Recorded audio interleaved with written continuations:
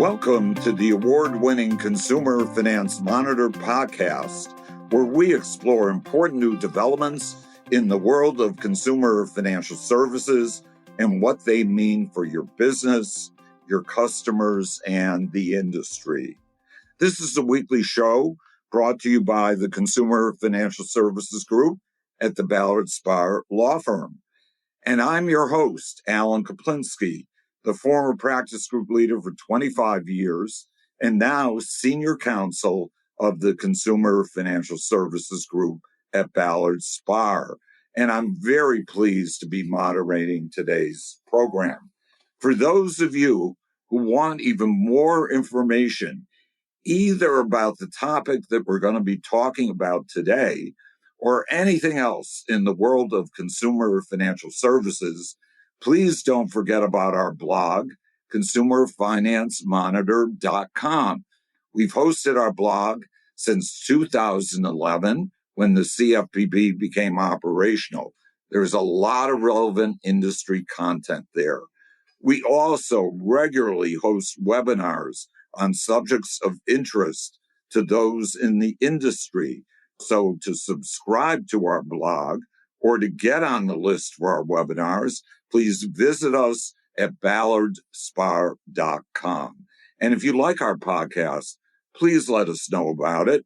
You can leave us a review on Apple Podcasts, YouTube, Spotify, or wherever you access your podcasts. And also, please let us know if you have ideas for any other topic that we should consider covering on a future podcast show or speakers that we should consider as guests on our show. Welcome to the second part of our webinar recorded on November 4th, entitled The CFPB's Most Ambitious Regulatory Agenda Ever. Joining me today on part 2 are Rich Andriano, John Culhane, Kristen Larson, Dan Wilkinson, Aja Finger, and Robert Lieber. If you haven't listened to part 1 yet, we encourage you to start with part 1 before continuing with this episode. Today's webinar will focus on the pre-rule stage and the long-term actions of the agenda. So back in May, the CFPB withdrew a lot of guidance documents, some of them in the form of interpretive rules, policy statements, advisory opinions, and probably other types of guidance. It was 67 total documents. And so in this withdrawal notice, the CFPB stated that all of this guidance, trying to comply with everything, has led to some inconsistency with the statutory text and has put compliance burdens on the covered entities that were made outside of a notice and comment rulemaking. So the CFPB has instead created a policy, and we're going to expect the final rule to mirror this policy, so that it's only going to impose legally binding requirements through regulations and through adjudications. So going forward, we're probably not going to see much more in the way of guidance documents that are going to impose compliance requirements. And instead, we're only going to see rulemakings, adjudications, and we're only really going to see guidance where it's necessary and it would reduce compliance burdens rather than increase them.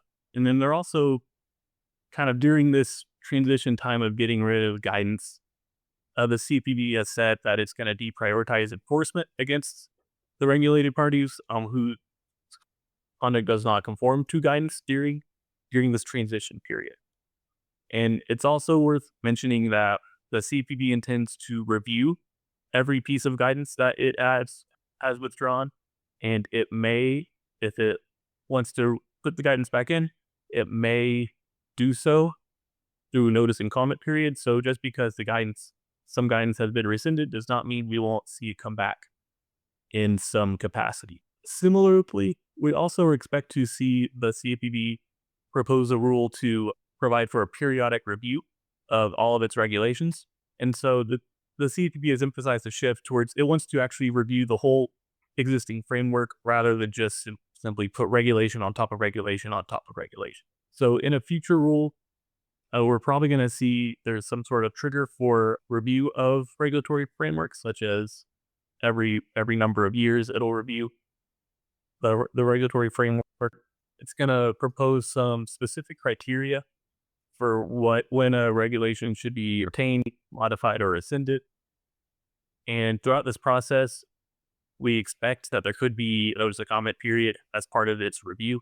And we're also hopefully going to see the CFPB provide some sort of framework for reporting and documenting the Bureau's analysis whenever it makes a decision to retain, modify, or rescind a regulation.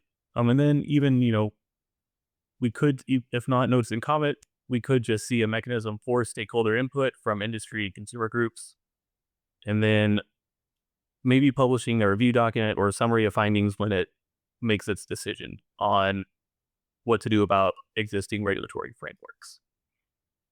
And then we also saw a proposed rule to adopt a standard definition of the risks of consumers with regard to supervisory designation of non-bank covered persons. Under the Consumer Financial Protection Act, CFPB has the authority to supervise a non-bank covered person that it has reasonable cause to determine that the covered person is engaging in conduct that poses risks to consumers with regard to the offering or provision of consumer financial products or services. This has not been officially defined. Instead, the CFPB has in the past issued orders in individual cases to kind of try to make it understandable what the CFPB is looking for when it makes these designations. And so this proposed rule would define this risk to consumers language to be conduct that presents a high likelihood of significant harm to consumers and is directly connected to the offering or provision of a consumer financial product or service as defined under the CFPA. And so with this proposed rule, the CFPB believes that it will most likely be less likely to designate any particular entity for supervision. And with that, I will turn it back to John and Rich. Very much, Dan. And an interesting item on the agenda is the Equal Credit Opportunity Act. Very vague details on what the Bureau is actually considering. And here I put a quote from the regulatory agenda. They're considering whether rulemaking or other actions would facilitate compliance with the COA by clarifying the obligations imposed by the statute. Obviously, not a lot of detail there on exactly what's on their mind. Again, this had a September 2025 target for a notice of proposed rulemaking. As with many other items, as I noted, that was not met. And who knows when we'll actually see something here. Now, John and I have guessed at perhaps what they may be thinking of. And one may be disparate impact. Importantly, back in April of 2025, the Trump administration issued an executive order labeled Restoring Equality of Opportunity and Meritocracy. What it really was an executive order indicating that this administration will not pursue the theory of disparate impact liability in all contexts. And in particular, where that has been used is the lending context and also the employment context. And the federal banking agencies, in response to this, have removed disparate impact references from their exam manuals. Now, interestingly, COA itself, Equal Credit Opportunity itself, does not expressly address whether disparate impact is a cognizable theory under the statute or not. However, Reg B, the regulation under the statute, does in fact address the effect, as it calls it, the effects test, which is also now more commonly referred to as disparate impact test, and indicates that, in fact, that theory of liability does apply under a COA. Now, what we are perhaps surmising is that the Trump administration may be thinking of removing that language from Reg B. Now, that would almost certainly trigger one or more lawsuits challenging the action, and that may be exactly what the Trump administration wants to do. They may want litigation on this to proceed through the courts and get up to the Supreme Court. And with the Supreme Court, we think it's pretty clear that they would rule that disparate impact liability claims cannot be brought under the Equal Credit Opportunity Act. So that may be something that they are thinking of. But there's also another important issue that they might be thinking of. And with that, I hand it over to John Culhane. So the other thing that it seemed to us that the CFPB might be considering, in addition to disparate impact, is the part of Regulation B that makes it a violation of the Equal Credit Opportunity Act to discourage applicants on a prohibited basis.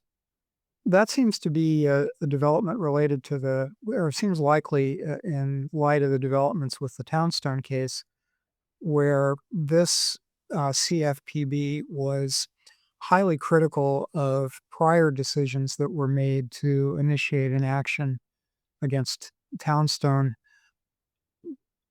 And it seems to have recognized the limitations in the Equal Credit Opportunity Act and Regulation B, where in order for someone to challenge actions by a creditor, there has to be an applicant.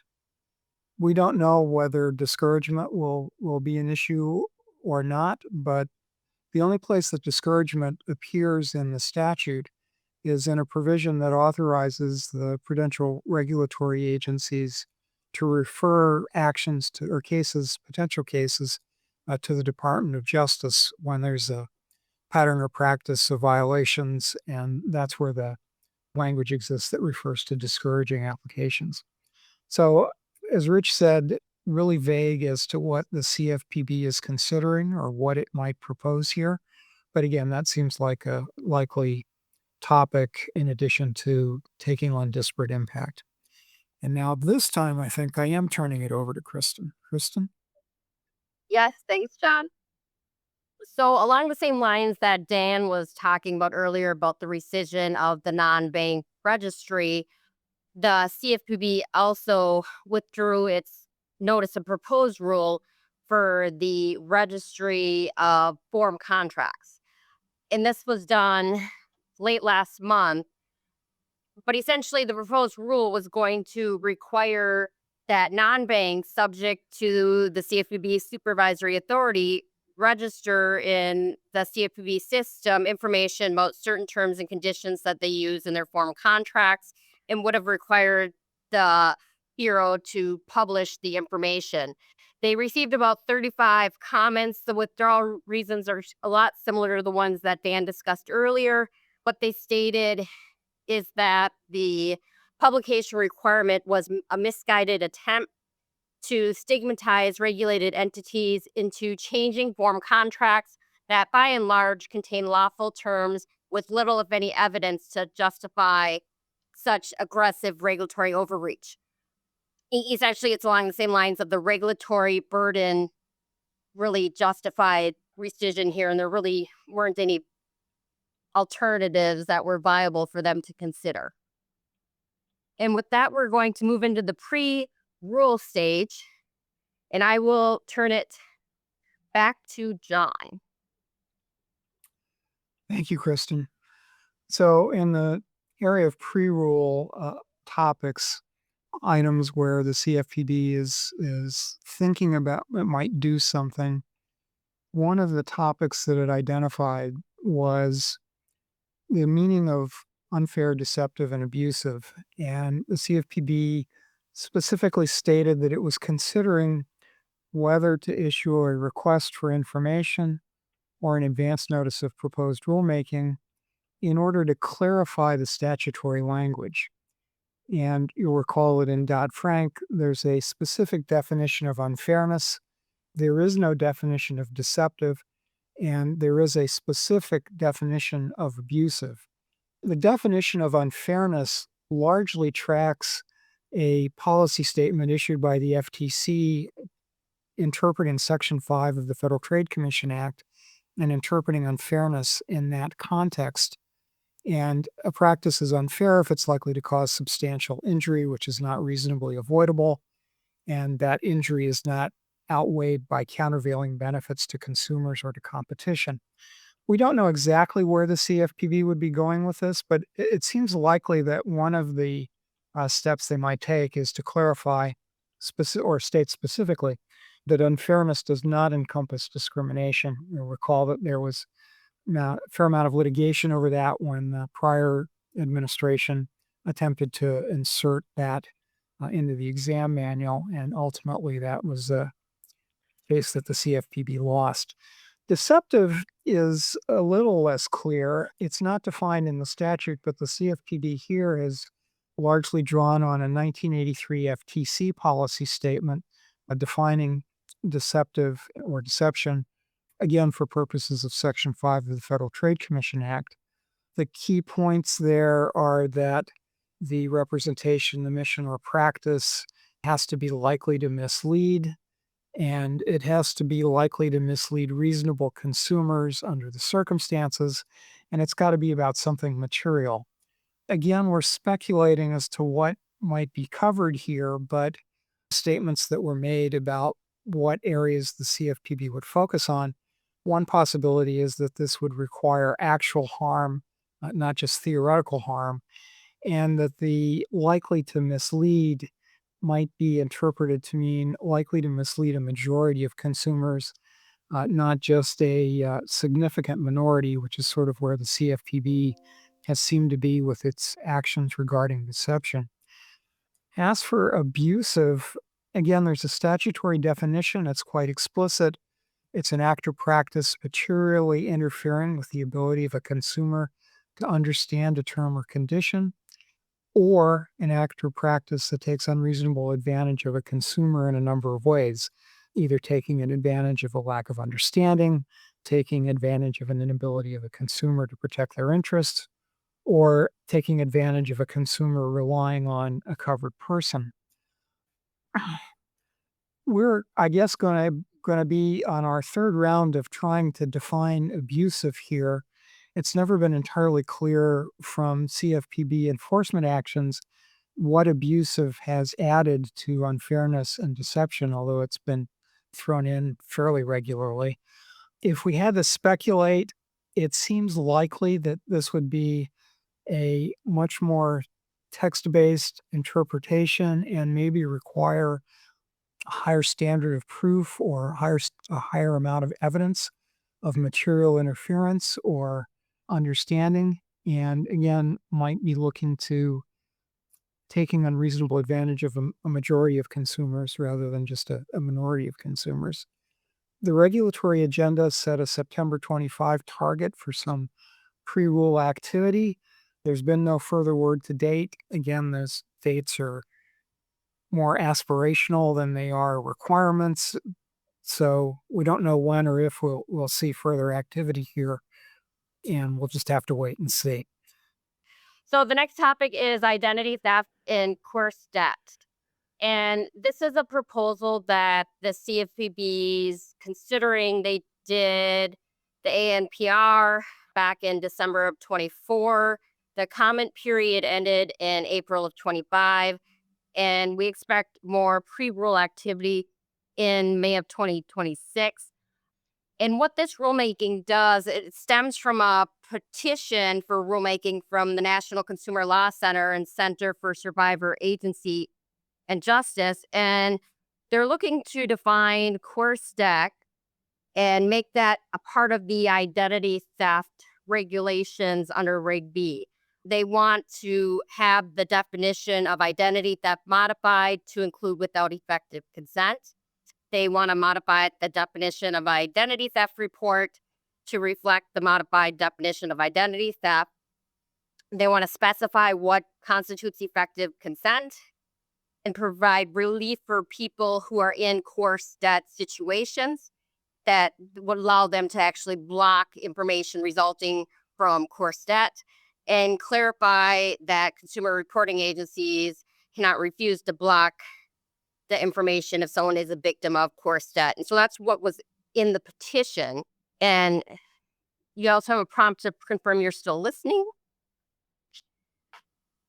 And these are what the current definitions are of identity theft and identity theft report. Obviously, these will have to be modified and addressed in the regulation to cover course debt. And what the ANPR sought comments on is they were looking at the, what information really exists and what's the extent of it that of the harm to victims of this type of economic abuse, particularly coerced debt. To what extent are the current federal or state laws providing protections for these victims? To what extent does the coerced debt reflect the credit risk of the survivor independent of the abuser? What are the costs and benefits of amending Regulation B? How do you really define coerced debt? Whether there should be other groups of persons that are facing similar types of barriers that can be solved or included in the rulemaking, and the documentation required to prove coerced debt.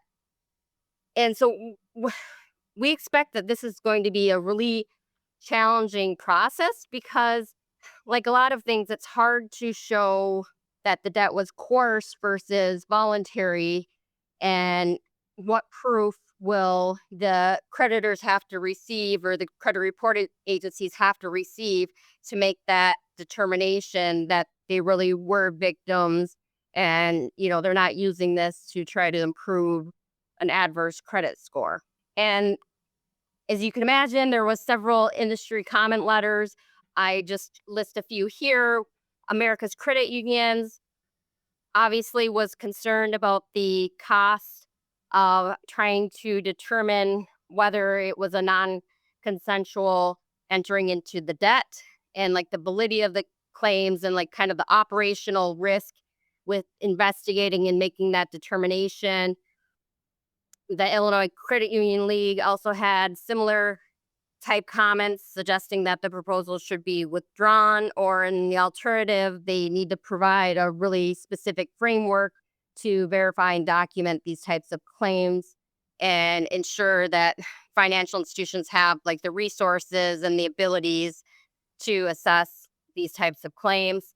Receivable Management Associates International also submitted a comment letter, and they were focused on the fact that they're kind of moving this from like criminal activity into like the financial services industry, and why can't we just rely on the existing justice system versus trying to have it in here when it's going to really have a lot of harm that isn't going to be outweighed by the possible benefit of any such rule.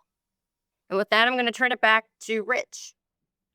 Thank you, Kristen. The loan originator compensation rule, a very important rule for the industry, and what caught the industry by surprise and caused consternation was the word rescission. Now, there are statutory provisions that were included in Dodd-Frank. The rule was originally adopted by the Fed under other authority. Congress took a lot of a rule that the Fed had proposed and placed it in Dodd-Frank. So there are statutory provisions. And the Bureau had authority to adopt additional provisions, which it did. Now, the mortgage industry does want this rule to be revised, but the rescission of all discretionary provisions in a technical legal analysis would be very, very bad, not good. And we'll go over that. Now, this is quoted from the regulatory agenda, what they're thinking of. And they are, in fact, thinking of perhaps rescinding the discretionary provisions. That would just lead to statutory provisions. That's the problem when you have statutory provisions and you rescind discretionary provisions. You're left with the statutory provisions, and often the rule explains or provides exceptions or clarifications to the statutory provisions, and that is very much the case with this rule. Now, again, July 2025 was targeted for, in this case, an advance notice of proposed rulemaking. That was not met. Again, we're not sure when we'll see something here, but I do have some updates in the thinking of the Trump administration. Now, importantly, Dodd-Frank has a provision, believe it or not, under which a loan originator could not receive any compensation from a party other than the consumer if the consumer paid discount points, origination points, or fees. Now, as you often know, with a mortgage loan, a consumer often pays one or more of those amounts. And if that provision went into effect as is, when the consumer paid that amount, the lender could not pay its own loan originator. That would be a problem. The Bureau was given authority by Congress to waive or provide exemptions to the restriction, and the Bureau thought about some alternatives. In the end, concluded the only thing to do was to provide a complete exemption. Nothing else it could come up with it thought would work, which is what it did. The only restriction is that if, in fact, the consumer pays discount points, origination points, or fees, another party can pay the loan originator as long as the consumer itself does not do so. And that reflects a restriction in the statute and under the rule called the dual compensation provision, under which when the consumer directly pays a loan originator, no one else can pay that loan originator or any other loan originator in the transaction. So that was the conditions of the exemption, but it was understood because it was reflecting one prong of the rule. There are also additional exemptions that are not in the Truth in Lending Act and the Bureau adopted. Believe it or not, we understand that the FDIC was considering coming out with guidance indicating that the 401k plans, because they're funded with company profits, and profits reflect the results of mortgage transactions, and the rule does not permit an LO to be paid based on the particular transactions of a deal. They were going to say that loan originators cannot participate in 401k plans. The Bureau, to its credit, under Director Cordray, then came out with informal guidance saying, no, that's not what we meant to prohibit with the rule. There are a lot of restrictions on 401k plans, really prevents manipulation of the plans to pay people based on the terms of the loans they originate. So we're okay with that. That informal position got incorporated into the rule itself. There are also two profit-related exemptions that if profits-based compensation on a non-deferred plan equals no more than 10% of the loan originator's compensation, that is permissible. Or if the originator engages in 10 or few transactions. So this was targeted at managers and such who really aren't originators, but may touch a loan or two during a year. All of their compensation to be based profits. That's just in the rule. If that rule gets rescinded, we don't have those exceptions. There's also an unforeseen cost or cost increase exemption where if because of some change that was unforeseen, there is a cost that appears or a cost that increases, the loan originator can raise their hand and cover all or part of that cost. That's not in the statute, but it is in the rule. The industry likes that exception because that's something loan originators often did. When an unexpected cost occurred, often they would pay that out of their own compensation. And so we want that exemption to continue. Now, based on some comments of Trump administration officials, we think they now understand that complete rescission of these provisions is not appropriate and that revision is appropriate. And I heard, in fact, that what they were thinking of is perhaps addressing the extent to which this rule may affect small dollar loans. Now, one of the most common methods of compensating loan originators, which the rule did preserve, was allow them to be paid based on a fixed percentage of the loan amount. In other words, you get 1% of the loan amount. Now, obviously, that means the higher the loan amount, the more the compensation, which would create a disincentive for loan originators to make small balance loans. The Fed understood that with the original rule, and it allowed lenders to place either or a fixed minimum dollar amount of compensation or a fixed maximum dollar amount of compensation. The fixed minimum amount would be, in fact, to encourage loan originators to make smaller balance loans by knowing they'd at least get that fixed dollar amount. And with jumbos, at some point, the thought was, compensation's enough, we're going to cap how much you make on any given loan. Fact of the matter is, smaller balance loans are not as profitable for lenders, so many lenders do not have the minimum dollar amount. They just have the flat percentage amount, meaning there's a disincentive for originators to make those loans. Now, Senate, believe it or not, bipartisan legislation does occur. I believe there were 77 senators that voted for this, a Road to Housing Act. What will happen in the House, unclear. But it addresses small dollar mortgages under the loan originator compensation rule. And basically, it defines a loan with a principal balance of not more than $100,000 that has one of these federal ties to it. So it's a small federally related mortgage loan, if you will. Now, the Bureau has to conduct a study and submit a report to both the House and Senate committees addressing the various ways by which loan originators are compensated, and then include data or other analyses regarding the effect of these approaches on the availability of small dollar mortgage loans and an analysis and discussion of potential barriers that the rule might pose to small dollar lending. And then it will allow the Bureau, after the report, to issue regulations to, in fact, can they come up with a way or other methods of allowing an originator making a small dollar mortgage loan to get compensation that would not be less than the compensation they would make for doing a higher balance loan. So that's clearly on the mind of the industry. And we'll also see in a short amount of time how it's on the mind of the Trump administration in another context. Now, the industry wants more changes than this. They have a wish list that they have been pushing for several years. So we'll have to see if those issues get addressed in any rulemaking that the Bureau is considering. But now let's shift gears on to another area. As you might recall at the beginning of the presentation when I addressed the CFPB consideration of finalizing the July 2024 proposed mortgage servicing rule, that they also had on the agenda revisiting the discretionary servicing rules under the Real Estate Settlement Procedures Act and the Truth in Lending Act. And those, in fact, are here.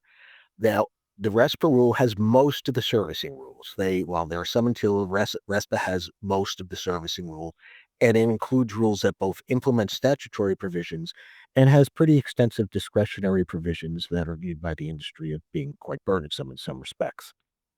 Now, this is what the regulatory agenda addresses, that they intend to look at this, but what exactly are they planning to do? We don't know. Again, the aspirational July 2025 target date for an advance notice of proposed rulemaking was not met. So at some point, we will probably see such a notice, and really hard to comment on what's going on until we see what they really have in mind. Again, the industry wants the servicing rules revised. They think they're burdensome. They don't provide enough incentives for borrowers to participate in the loss mitigation process, and that there's been a lack of cost-benefit analysis with regard to the rules. Similarly, under the Truth in Lending Act, Reg Z, there are rules. These are much more tailored than the RESPA rules, particularly this periodic statement requirement and such, and the regulatory agenda notes the ARM adjustment notices. So actually, and those are been around a while, and the Bureau did revise them. Again, the Reg Z includes both provisions implementing statutory provisions and discretionary provisions, and apparently the discretionary ones are what they're planning to take a look at. Again, it had a July 2025 target date, which is not met. We'll have to see. Presumably, they will do these in tandem because it makes most sense, since the rules tend to work together, that we see exactly what they're planning on doing with both sets of rules at the same time so we can then comment on them. We're going to wait and see on these. With that now, I turn the presentation over to Asia. So on August 8th, the CFPB issued 4 advance notices of proposed rulemaking comments. Thank you. On whether it should substantially reduce the number of non-bank companies that the CFPB supervises.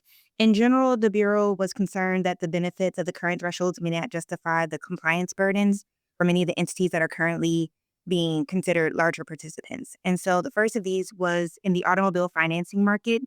So currently a non-bank covered person that's considered a larger participant in automobile financing, it will be considered a larger participant if they have at least 10,000 aggregate or annual originations. An annual origination is defined as the sum of the following transactions for the preceding calendar year. So it includes credit granted for the purchase of an automobile, refinancing of such obligations that are secured by an automobile leases, and purchases or acquisitions of any of the foregoing obligations. This market includes specialty finance companies, captive non-banks, and buy here, pay here companies or finance companies. As of January 31st of this year, approximately 63 entities make up this larger participant market. However, 18 of these entities account for 80% of the originations. So kind of reiterating their concern that the number of larger participants in this market may be too broad and potentially diverting resources away from the Bureau. And so they suggest that by raising the threshold, the Bureau could focus its supervisory oversight on the most active market participants with the highest interaction with consumers. And so the advance notice outlines what that would look like for different thresholds. And so, for example, if it were to raise the threshold from 10,000 to 550,000 aggregate annual originations, it would only cover 11 entities, but that would still reach approximately 66% of the originations. I'm going to pass to Robert for the second rule. Thanks, Asia. Appreciate it. To build off of what Asia said, for debt collectors, the CFPB is reviewing whether to raise the 10 million annual receipts threshold to, as they say, potentially reduce the compliance burden on smaller entities and focus on more significant players. So comments have closed, and some entities obviously have objected to this proposal. Some of those objectors are who you would expect, such as the National Consumer Law Center, the New York Attorney General with 18 other attorney generals, and then those who were for it, some of those also not surprising, the ABA. So when this rule was originally established in 2012, there were between 2,500 to 3,000 entities in the debt collection industry. Now there's about 1,000 less. So one thing to consider is the fact that year over year, the number of complaints from consumers to the CFPB has increased. But those complaints are really focused with the larger players in the debt collection industry. Another thing to note is that, and that NCLC noted this in their letter, that the number of private FDCPA actions has decreased year over year. So in 2014, there were more than 10,000, and last year there were less than 5,000. So there's really a question as to where the focus should be. And if I had to take a guess, the CFPB wants to focus on the larger players, since they are who consumers are complaining about the most. So with that, I will send it back to Asia. Thank you. Thanks. Just at a high level, because I know we're getting close to time. So in the consumer reporting market, originally that was defined as an entity with more than $7 million in annual receipts. This market includes consumer reporting agencies selling consumer reports, resellers, analyzers of consumer reports and other account information, and specialty consumer reporting agencies. The concern here is that the definition is out of date. So at the time this rule was passed, a larger participant was a person with, as we stated, over $7 million in annual revenues. However, that corresponding threshold today is $41 million in annual revenues.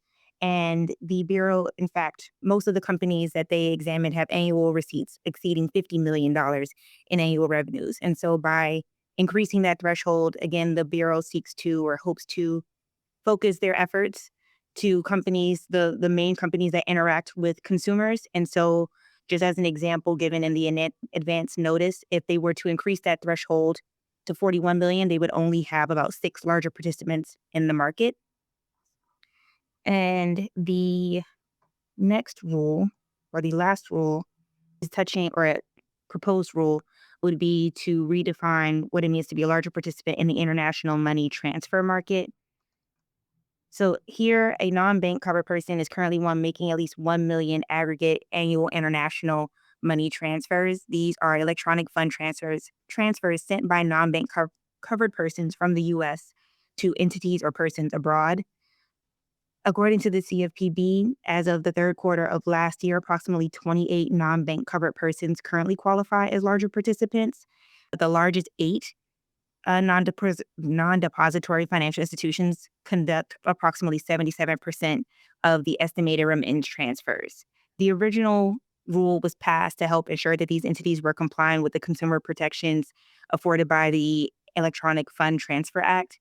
And so today, the CFPB is proposing that a higher threshold might better balance the goals of protecting consumers while not unnecessarily imposing cost on covered persons.